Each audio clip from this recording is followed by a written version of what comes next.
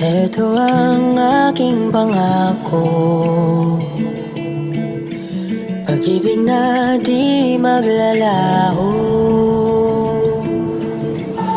To be patient, to be kind and to be true, to love and to be loved by you. Yura, trending ito sa iba't ibang social media accounts. Bel Mariano na mataang may katawag, nagre-ready na siya, babiyahin na po siyang pa Cebu.